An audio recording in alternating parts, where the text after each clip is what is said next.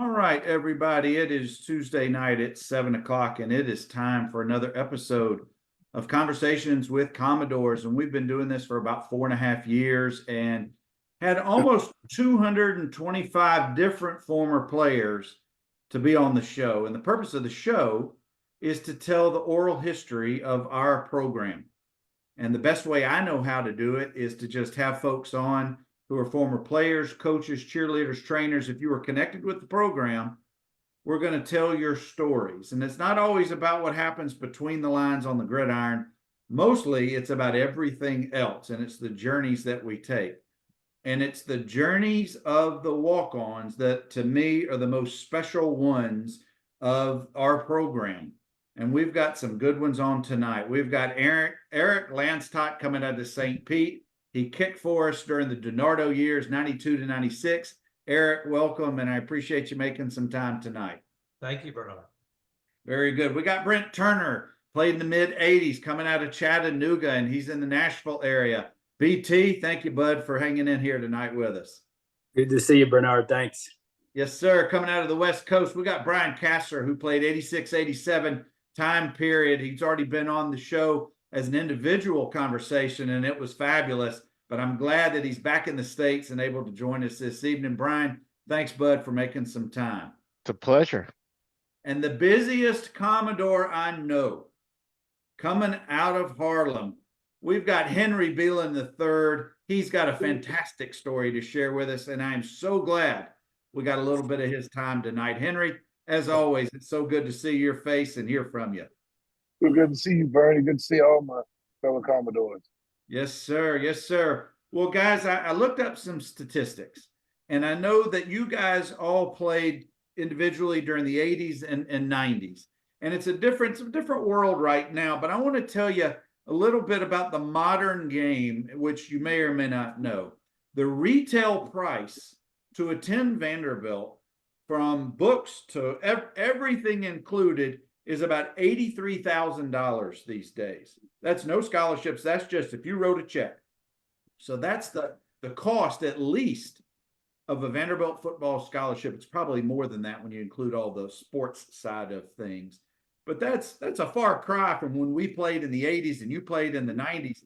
Eric, I know when I came in, it was about 11 to 12,000. It was even less. Brent and Henry, a couple years older. And Eric, when you came through, it probably still wasn't in the 20s. I don't know what it was, but that's a lot of money to walk on Vanderbilt. Let me start with you, Eric. What led to your journey? Give us kind of a little synopsis on how and why you ended up at Vanderbilt to be a kicker and walking onto the team in 92 for DiNardo. Well, first of all, Bernard, thank you very much for doing this. I think you have single-handedly brought so many of us back together, whether you know it or not. And I just wanted to start by saying thank you. This has really been, since you started doing this, I can't even tell you the reconnections that I've had. So appreciate that, and know that we're out here and watching. My story real quickly. I knew I wanted to play in college. I had a good high school career. I was a first team kicker out of Florida. I was recruited. But as with all walk-on stories, you know, it gets unique. I was recruited kind of early on and by Watson Brown's staff.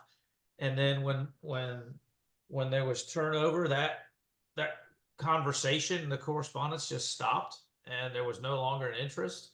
I had interest elsewhere and other schools, so I pursued those. My mom and dad had a kind of a rule that they wanted me to. They were good with me playing football in college, but they wanted me to understand why I was going to college, and that was for an education. And they wanted me to get into wherever I wanted to play football at on my own merits. My grandmother's brother was a Vanderbilt alum, and when she knew that Vanderbilt was on my list, she would get in my ear, and she used to tell me all the time that that's where she wanted me to go. And I would tell her, well, there's, you know, It's complicated, Gigi, but I understand. And as time went on and went into my senior year, the list got narrowed down. I got an appointment to the Air Force Academy, and I took a visit out there. It was an actual visit, and I didn't like it at all, and I didn't see myself doing that. I saw the plebes dressed in yellow, and I it's just not what I thought college was going to be like for me. And I came back from that trip. My dad and I went out there. I came back from that trip, and I just sat down and asked my dad if he would be disappointed if I chose Vanderbilt and walked on. And he said, "Are you kidding me? Absolutely not. I would be proud of that."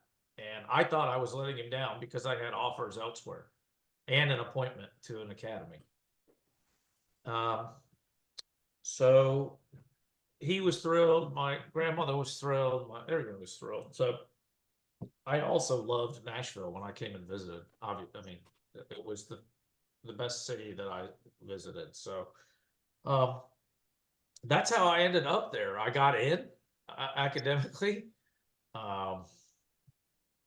I tried staying in touch. I remember reaching out to Rick George and some others. And then I reached back out and told them that I was coming.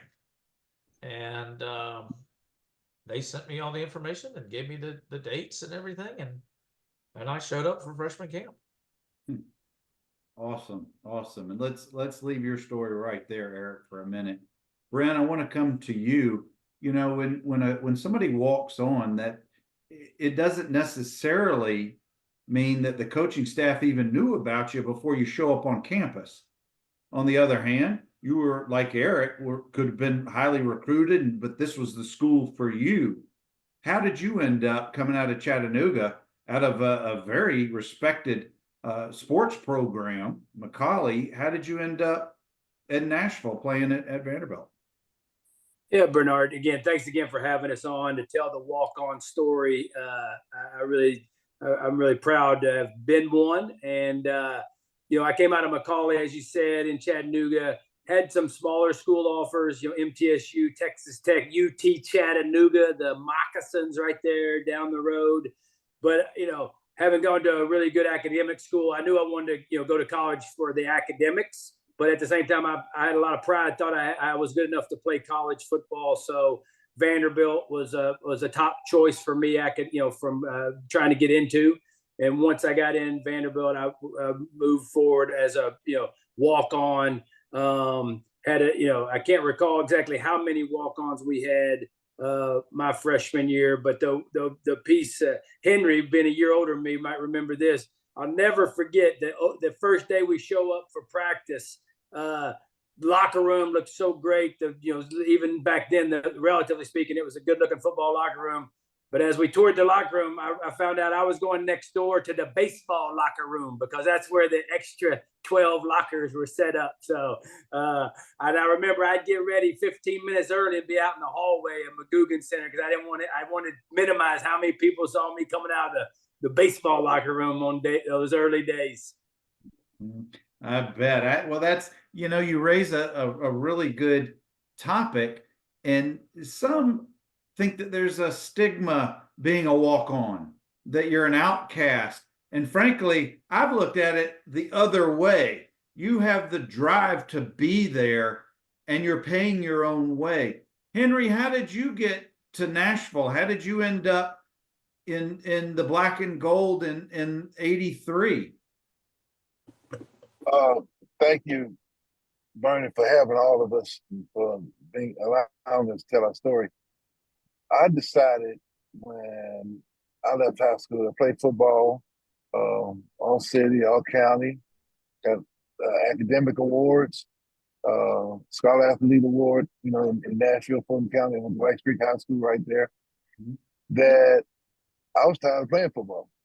So I didn't take any of my offers. I said, I just wanted to go to school and be a doctor or biomedical engineer. And I, like Eric, I went out to Air Force Academy the summer before, and I didn't like it either.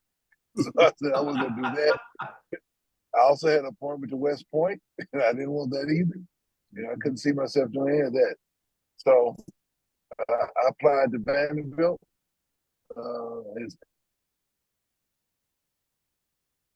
And let's be sure you said the school I applied to, and I got in.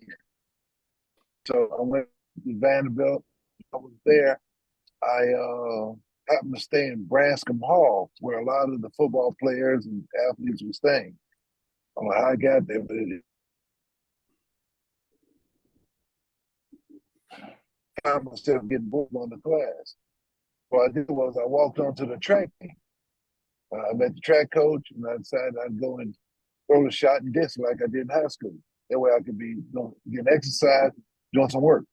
Well, that fall, I did indoor season, with shot, and shot put and discus. Was out there running, got my Vanderbilt track suit. I was having a good time. It also meant you had to go in the weight room and work out. So somewhere at the end of football season, start of January, I was walking around the weight room working, and this big man, huge man, come out of nowhere and said, "What are you doing in here?" I said, "I'm on a track team. I'm here to lift weights." He said, "You're too big to be on track team. Why don't you play football?" It was Doc, E.J. Crease, our strength coach. And I said, "Huh?" And so anyway, he talked to me. He said, "You're too big." So he took me to meet, I think, Coach Mack or someone at that time. And so the story goes, I started talking to some friends on the football team, said, "Either you should do it." So I walked on in the spring of my freshman year. And that's how it started. Guys, I don't know if you realize just how rare Henry's story is for a private institution like ours, particularly Vanderbilt, for somebody to be at McGugin and Henry's size and abilities and not be on the team, but then Doc Crease sees him and knows enough about athletics to get him to come on. Henry, I've always loved your story, and I sure appreciate you sharing parts of it tonight. Let's head out to Brian in the West Coast. Brian, you too have a unique story, and you played the first couple of years. What led, A, for you to coming to Vanderbilt, and B, walking on? Because I'll share this, guys. Brian we were in the same class. And if there's anybody who's ever frankly enjoyed playing the game of football as a walk-on at Vanderbilt more than Brian, I want you to show him to me. But I will say, Bernard, my story is nowhere near yours, Henry. So like you're gonna get the prize today, Henry. Mine is less of a story and more of a lesson. And I think it's a lesson for all generations and all kids who are going to play any kind of college sport, whether it be football or anything, guys or girls. I grew up in Palo Alto, which is a suburb of San Francisco, and it's right on the Stanford campus. So my dad was a doctor for many years in the area at Stanford and a few hospitals in the area. But ingrained in my background from an early age, from the way my dad grew up, was that education always came first. Now, I was a sports fanatic. I loved football. I loved every sport, but I was crazy about football. But it was weird. Like for me, I just would have played football the rest of my life if I could have and was able to. But the way my family raised me was sports is a means to an end. And it's very important that whether you play high school or college or professional, there is an end date. And you don't play indefinitely. Definitely. You're not playing professional football as a 60-year-old. And you got a lot of years of life that you've got to sustain yourself, a family. You've got to create a life beyond sports. And one thing you learn just by being around, a place like Stanford is how important it is to not just be an athlete, but be a student athlete. And I think it's an incredible advantage of Vanderbilt that's very unique to a subset of schools in the country, Stanford, Duke, Northwestern, where you can go and you can play at the highest level of Division I sports, like I got a chance to do because, Coach Brown was very gracious to give me a chance out there, but yet also prepare yourself for the rest of your life to do something beyond sports. And it was kind of like the deal I made with my family. It's sort of like, I'm football crazy. I didn't want to go play Division II or Division III at like Tufts or Bucknell or some smaller school. I wanted to play Division I, and I was going to work at it and do whatever I could to do it. But the deal was, okay, you've got to be an elite institution so that we as parents are not worried about what's going to happen to you the minute your football career is over and what you do for the rest of your life. So that's my story, Bernard. No, it really is, Brian. That's such, all four of you guys have such unique stories that are all just great examples for anybody who wants to walk on at our university, or really, frankly, any private institution. Some of my other research showed me that the average state school has between 30 and 40 walk-ons each year. Before 1973, it was an unlimited number of ball players on a roster, unlimited number of scouts. You could just sign everybody before 73. Then federal laws kicked in. And then let's see, it was in 1973, they restricted it to 105. Title IX passes, and then it keeps getting a little bit lower. And I think it's now, it went from 105 to 95 to now it's, I think, 85. And you can field a roster of 105. Now, I don't know if beyond that 105, how you count, because I know there are more than that at most schools. I don't currently know what Coach Lee carries, but I'm sure they carry the max that they can. Eric, when you came in 92, were there other walk-ons in your class? Yes. Do you remember how many, who they were? Sanford Ware, I'm going to say 6. So in the class, I'm going to say it was maybe 6. Tom Sharp, Tom Wongrowski, Josh Anderson, Sanford Ware. I think that was it. It might have been, so that might have been 5 or 6 of us. I suspect in the 80s and 90s, probably 6 to 10 may have been about right. Brian, when we came in, I remember Mike Voigt. I remember a kicker he had a nickname. Bob Reed. There you go, Yeah. Bob. Andy Tees, and I always forget the other guy's name. Great guy. He played rugby afterwards. He was an animal. He sure did. It'll come to. There were about 5 or 6. We had 5. There were 5 of us, and I remember we all got ready in that baseball locker room. So we got to know each other really well. Locker room. Yeah. It was really funny. It was like our space. And the best part about it is like, like you raised the comment, Bernard, about like, did you feel different, or did you feel like, you didn't get the same treatment? We kind of owned it. We're like, this is our locker room. Like, we own this space. This is because I think a lot of the scholarship guys, they gave us a lot of cred for even being out there. They're sort of like, God, you could be out partying, you could be just hanging out, at Satco, drinking beers. You're here basically doing this for free. Either you need to get your heads examined, or we're going to give you guys a lot of credit. So they they named our locker room like we were kind of like the stud locker room, because we had no reason to be there. You're right about that. I remember that a little bit. Brent, did you ever feel any stigma being a walk-on? I know you had friends all over the place, just knowing your personality, and I've known you for so long.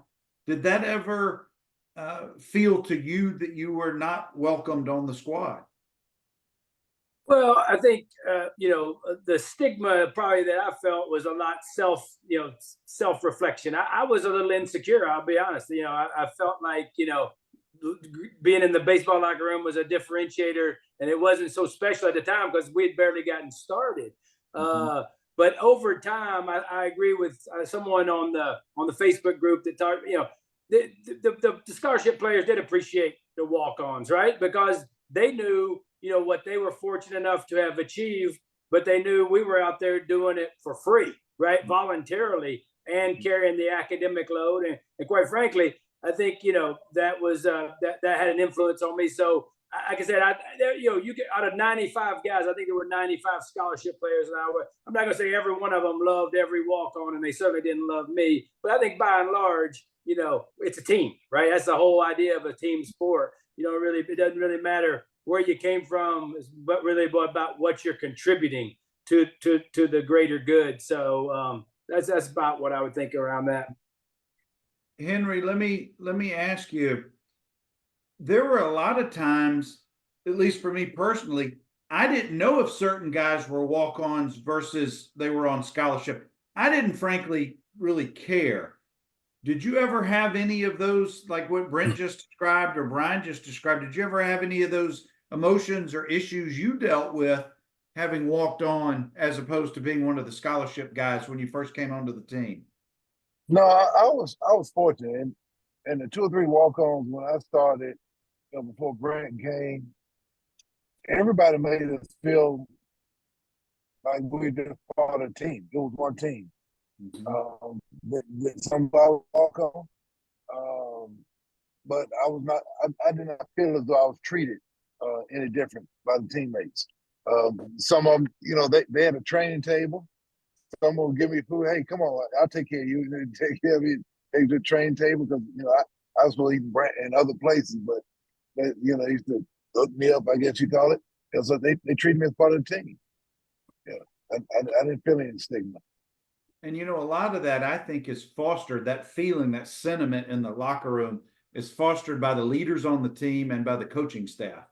And I think the better job, the better the leaders treat their walk-ons, if you will, the better that the coaches treat those walk-ons. I think it just kind of feeds to the rest of the team.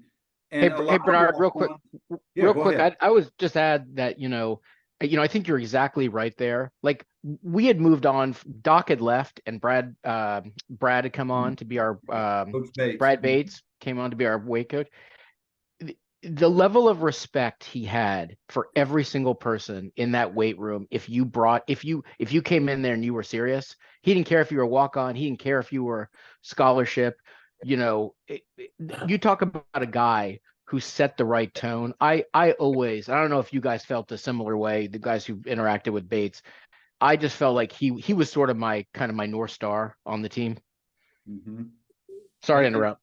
No, you're never interrupting. I know Brent and Henry had both Doc and Coach Bates. So you got to see really 2 contrasting strength and conditioning coaches' styles.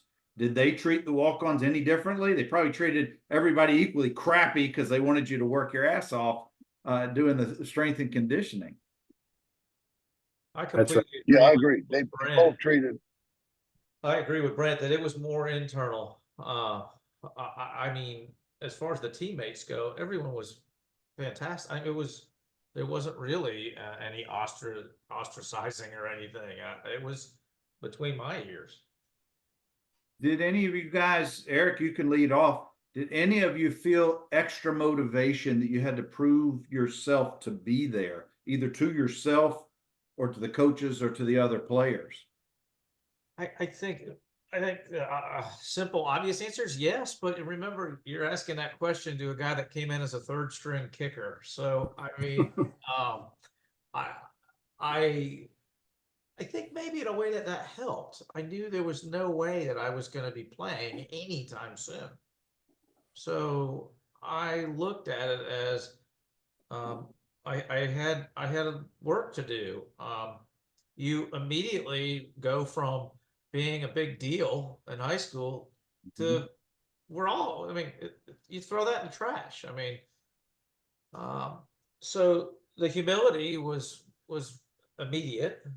And then I just wanted to be accepted, and I think it was double for me. I mean, the walk-on component and then the kicker component. But I just wanted to show them over time that I deserved to be there. What about Brian or Brent? You guys, did you find that you had extra internal pressures or motivations being a walk-on, trying to make sure that you, at least to yourself, prove that you had the right to be there, should be there, could compete, that kind of thing? Brent, go for it. Yeah, sure. And Brad, I'll just add this about Brad Bates because he was and is a class act, but he was a walk on at University of Michigan, so of course Yeah. he'd be our North Mhm. Star. Yeah. Mhm.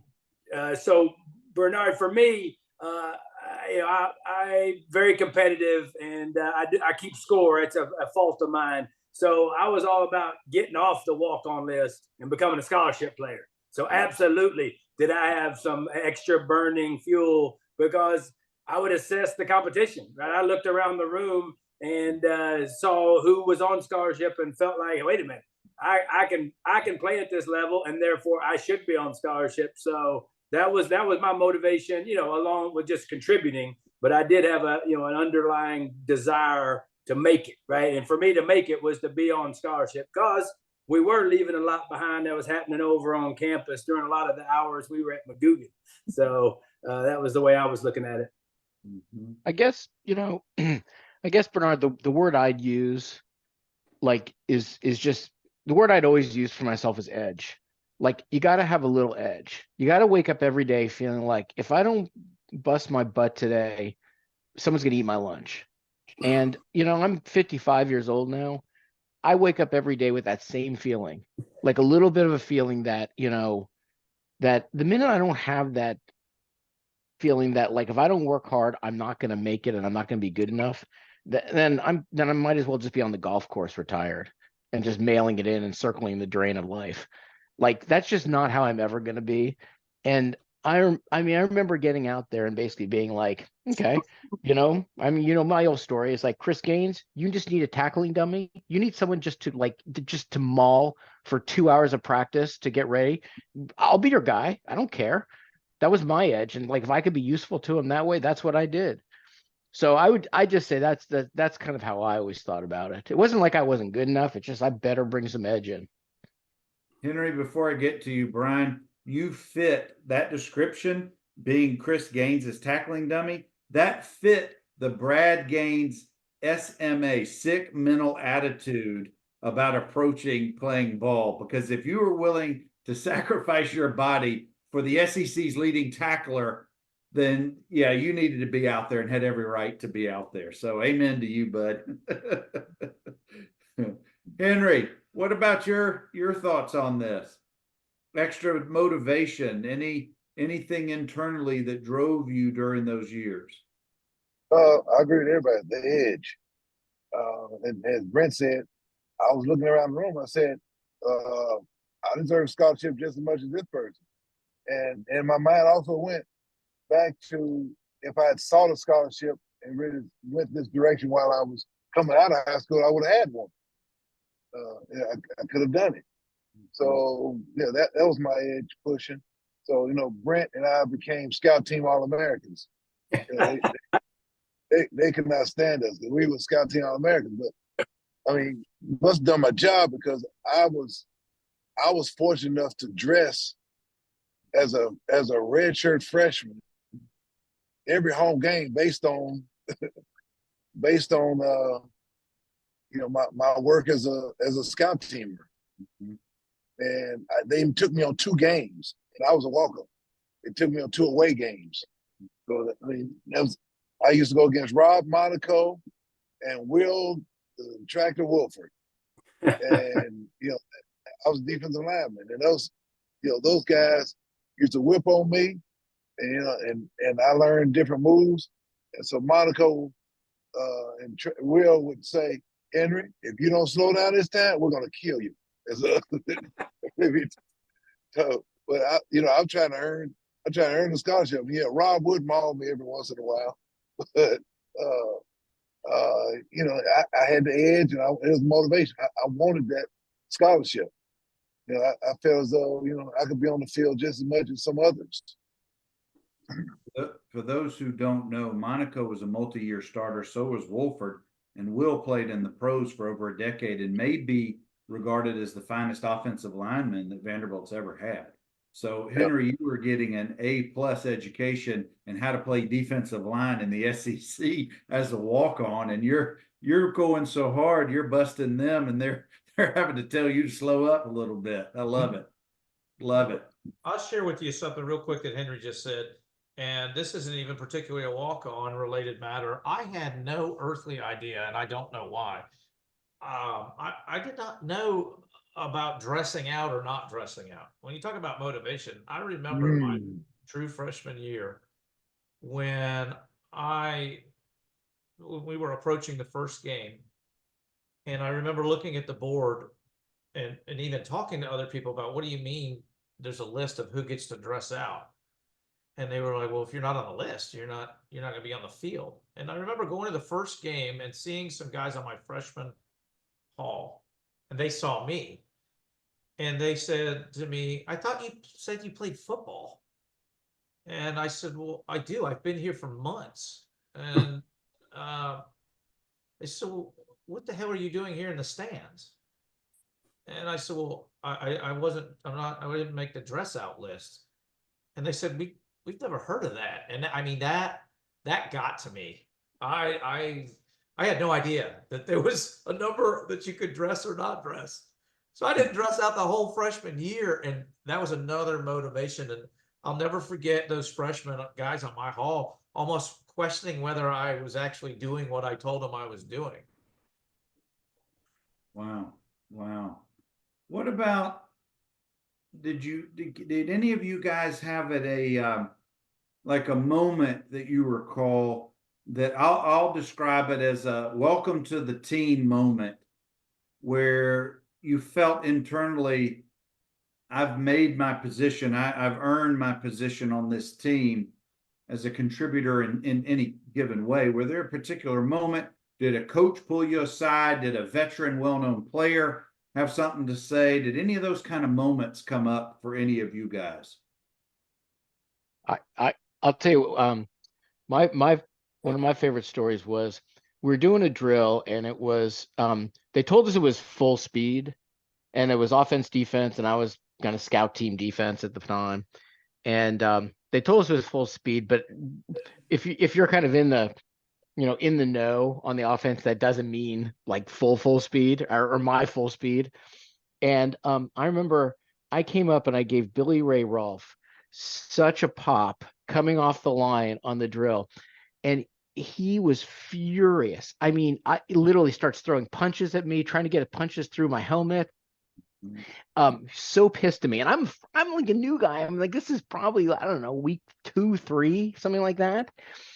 And I get up and I'm just sort of like, oh my God, I'm like, I better pack my bags tonight. I am like, and I remember Boo Mitchell comes up to me, and he goes like, and he hits me in the ass, and he's just like, he goes, I've been waiting for someone to do that to that guy.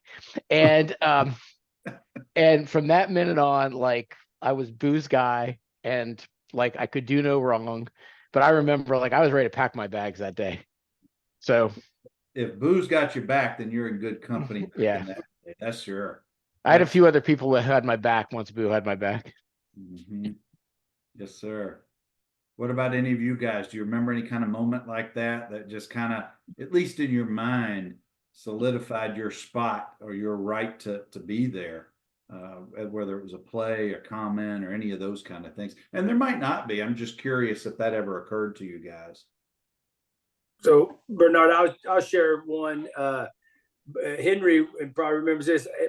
My freshman year, Henry's redshirt freshman year, after the game, we would have a Monday night. I can't remember what it was called, but basically all the extras, it was an inter-squad game. Like there was no, junior varsity, but with those that didn't play would play on Monday night after sort of a soft walkthrough practice. We'd actually pad up and go against each other. And heck, I was ready. That was my game day, right?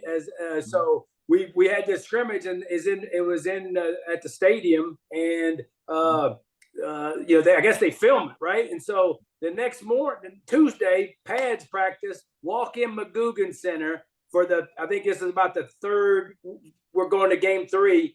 And every week I'd gone into McGugin Center on Tuesday, I got in a different colored jersey, right? Because I'm scout team. I'm playing the other team. All of a sudden I go in and open my Bill Kelly basket up, and I look in, and there's a gold jersey in there. And I literally, looked around like, holy cow, somebody made a mistake, but I hope they don't notice because I'm taking it. And lo and behold, because of the way I had performed that night before, and I never forget teammate Rodney Barrett. I gotta love him because he ran right into me and made it look like a massive hit. I got the dress and I was out in the practice, and not, it was really just, a game changer for me, because I went from being just looking at the cards, doing what it said, to being line, in line on drills behind Jeff Holt and Tim Johnson, two guys I really looked up to at safety, in front of me. So that was kind of my comment. And again, another little taste of what opportunity looks like. Yeah. The managers used to call those Monday night scrimmages the toilet bowl. That's what I couldn't Yep, think of. that's it. That's the word. That's the word. That's it. Yeah. Yep. I participated in any of those toilet bowls. That's right. Because those Toilet were that bowl, was that's your time. That was your time to shine. If you were low, third team or lower on the depth chart, you could, like you just did and said, you have the opportunity to make good and move on up. It's true. Let's talk about life on campus as a walk-on. Did you guys live in the same dorms as the other athletes, or were you assigned regular dorms with non-athletes, or what was your experiences? Eric, we can start with you. Certainly my freshman year, I was assigned a dorm. I lived in, I think it was called Vandy Barnard. I have no idea if it's there anymore or not, but I don't think it is. I actually had a single room. It was just me, which I think was a good thing. I really do. The only issue I had with it was if the rest of the team was at Branscombe or Towers or whatever. I mean, I was on the, the far whatever, that northeast corner of campus. So I mean, I had a walk every day. But I was assigned that, and then I was assigned sophomore year as well. I got assigned in Towers, and it wasn't until my academic junior year that I got to pick who I live with. But by then, I picked to live with some guys that were trainers on the team. Probably smart. Enough time with the other guys. So, what about you guys? Henry, Brent, you guys live. Henry, you're on mute. Brent, where did you live during your years? Yeah, so again, this is that insecurity piece. First couple of weeks of camp, we were all in Stapleton together there in Branscombe, right? Because that was the football floor. All athletes lived on the same, same dorm. But they're looking around at, a few days before school started, because I had to move around the corner to, I think I was in Scales, again, one of those Branscombe dorms. So I was close, but wasn't on the same floor, which was always in my mind that distinguishing, badge, like, okay, I'm not part of the group, I'm over here. And then when I'm over there, the guys are like, what are you doing? What do you mean you're going to practice? We're just popping some brews. Like, what are you doing leaving at 3:00? Brian, where did you live, freshman?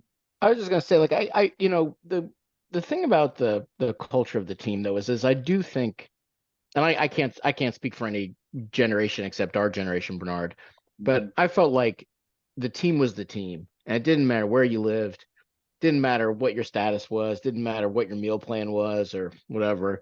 Like, you were either on the team and you were together or you weren't. And for me, like, I was in Branscombe, but the players were elsewhere, and we were incredibly close. No one even like noticed where you lived. They didn't. And basically after the first couple of weeks of being a little self-conscious, like, changing in the baseball locker room, again, no one noticed after a certain point. On the field, you either held your own on the field or in the weight room, or you didn't. Brian, you may remember a lot of the scholarship athletes, all sports, the guys lived in Lupton 2 and Lupton 3. And we were intermixed with regular students in other rooms. Like, I was paired with another scholarship ball player, but next door to us were just regular students. We were never all together. Vanderbilt's not built that way, never has been. We're all the athletes, regardless of sport or scholarship status. You didn't all live in one athletic dorm or anything like that.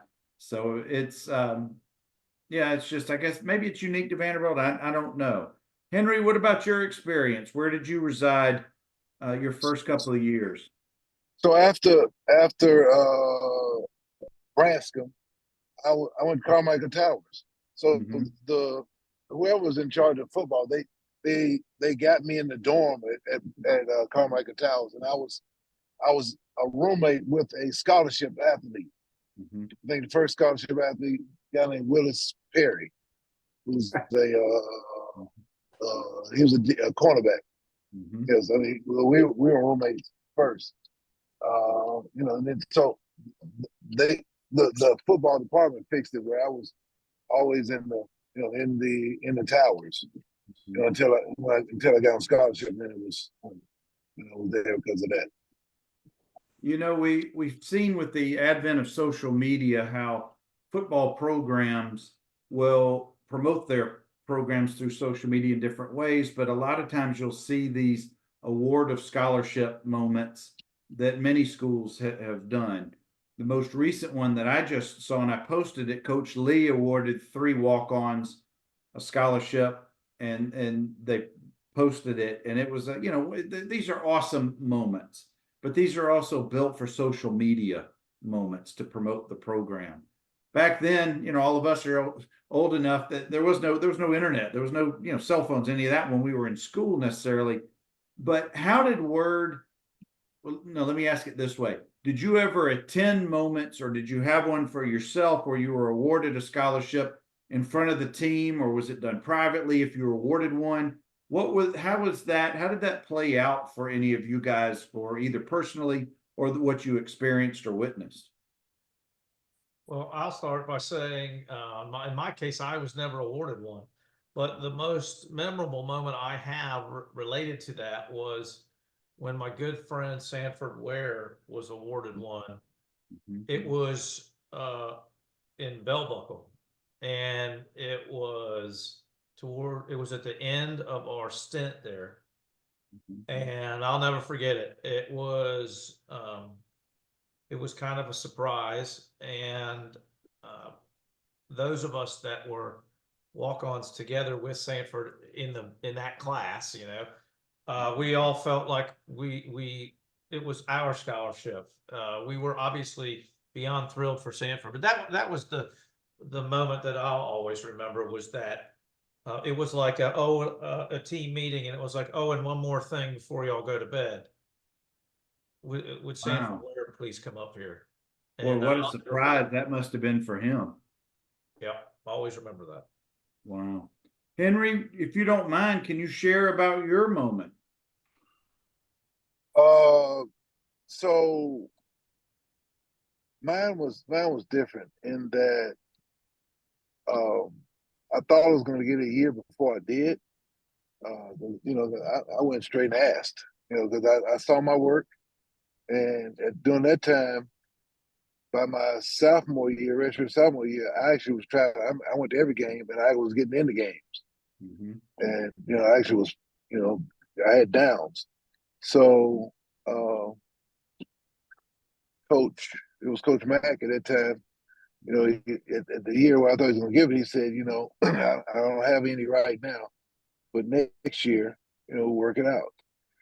So when next year came, the numbers were still running funny, and then he got let go. So he told me I was going to get it in January, at the end of that season, but he got let go. So I went to Mr. Kramer, told him, he said, my hands are tied. I got to see what the new coach says. And the new coach was Watson Brown. And, he said, look, all I have is I've got some game film on you.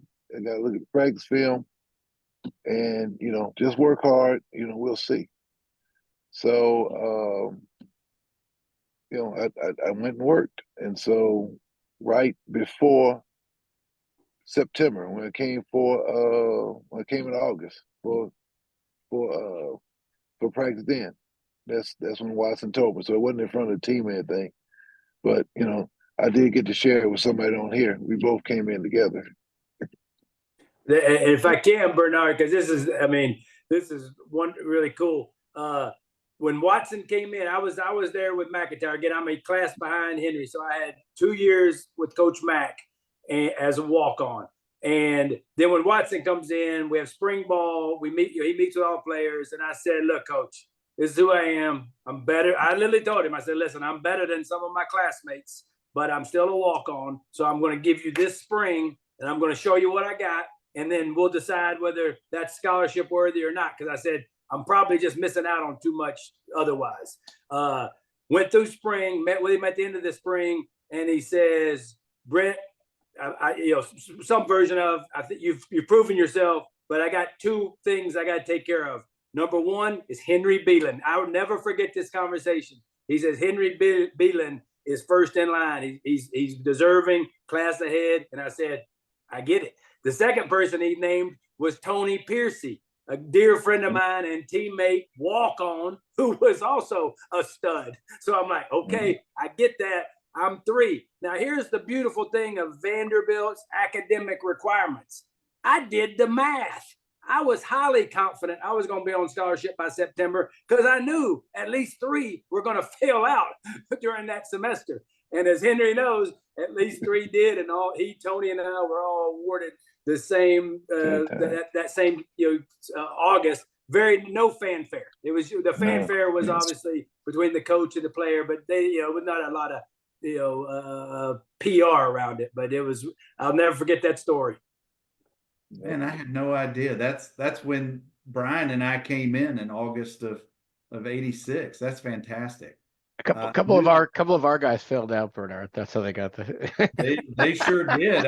I can give you the names. Yeah, I know they Very are talented, but had no desire to be there, and frankly, I don't know how they got in if they did. Well, guys, we've got just a few minutes left in our program for tonight. And I want to be respectful of your time, but I want to take it from off the field and after your days at Vanderbilt and playing ball, coming forward into the next phases of life. And Eric, I'll start with you. I want to talk about that walk-ons mentality and how you've maintained it or utilized your experiences at Vanderbilt through the rest of your life in the last 20, 30 years. Brian, I think Brian nailed it. I think Brian nailed it. Edge is the fantastic word. Perfect description. It wasn't to me so much a scarlet letter as it was an additive in the fuel tank. And so to answer your question, Bernard, it's still there. If you want to know the truth, again, I love Brian's description about getting up in the morning and having the edge, and without that, then I'm not sure why we're doing this. It's a perfect description. The moniker was the motivator then, and that imprinted. If it was a sales related matter in my career, I looked for something that would be the differentiator. How am I gonna stand out? I do that today. If there's other firms that I'm competing against, I think about what am I going to do that's going to turn the spotlight, the camera, the heads this direction, because we're all basically saying that or selling the same thing. So there's no question that that additional level of needing to prove something, maybe not to yourself, maybe somewhat to yourself, but to others, to the coaches. I remember Charles Fant, my holder, and Bell Buckle one summer session, stopping in the middle of our sessions, telling the snapper to stop. And he walked over to our position coach, Don Freeze, and he said, Coach Freeze, I don't know what you're writing on that clipboard, but are you writing that Eric hasn't missed since we've been here? And I'll never forget that kind of thing. And so those are the things that I think about in post football. That little bit of edge, that little bit of what do I need to do to stick out? Excellent. Hey, one thing I might just add, Bernard, on that note is I talked about that edge before, and Eric highlighted it. It's weird. And I kind of try to teach my kids the same thing. At this point, our kids are getting to be adults and they need to learn this. Like, you kind of know you're good enough. You know you've got it. but you almost sort of tricked yourself every day to say like, yeah, but I might not be good enough. Like it'd be one thing if you woke up every day and you felt like you weren't good enough. That's a depressing way to live. But there's also another way you wake up every day like, I'm the man and I got it all figured out. Someone's going to eat your lunch then, because that for sure. So there's a little bit of like, you have to have that confidence, but don't show it. Don't like, trick yourself every day to think like, I've got to like fight harder than everyone else, even though down deep, you've really got skills. And I don't think any person, whether you're a walk-on or scholarship player, I don't think any person would walk on that field at Vanderbilt and play against, the Gaines brothers, Armando Fitz, anyone on that field, if you didn't down deep know you were good enough to be there. Yeah, because as an athlete, you have to have an inner confidence of your skill set. Whether you show it outwardly or not, you have to have it if you're going to be successful. Otherwise, you're going to get yourself hurt or someone else hurt because you're doubting your abilities. So I get that, Brian. I certainly do. Brent, what about that walk-ons mentality as you transitioned into adulthood and your profession and even to today when you're doing your competitions, triathlons or whatever it is you're doing these days? I'm playing mostly pickleball these days, Bernard. I'll give Brian. I like that term edge, and again, I think that I don't want to say false insecurity, but just that getting up every day and trying to validate what the again lots of benefits come out of Vanderbilt as a student athlete. I've always had, in my career, I think athletes and folks with military background have some unique characteristics that apply to business. And so just trying to be worthy of that.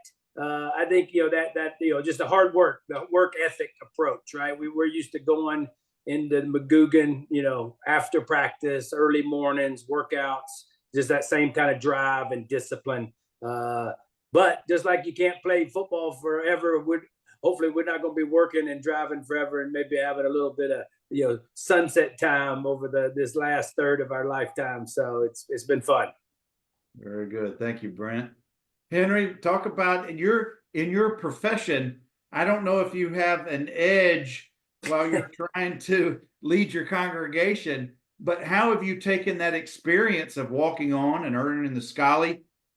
And now that you lead such a large congregation and have done so beautifully for many, many years, is there a correlation there that you've taken some of those life lessons and used today? Well, one of the biggest things is I tell people all the time, and I try to teach, be yourself. Don't try to be anyone else. Be who you are. Be who God has made you. Utilize your gifts, utilize your talents, to the best of your ability. As a walk-on, I was not called Jordan, the Chocolate Thunder. I was just Henry Belin. I could not throw up the weight, of a Rod Monaco.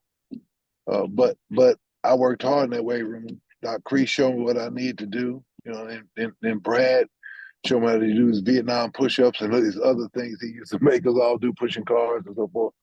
And I got strong. So the lessons that I picked up there of being yourself and you still can succeed are things that I pass on to people all the time. You don't have to be anyone else. Be you. Be who God has made you to be. And you can be your best self at all times.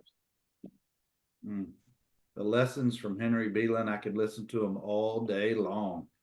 Thank you for that, Henry. Hey, Bernard, one quick note about Henry, too, and I don't know if it's the case for Brian or Eric, but he's proven walk-on is not a genetic disorder.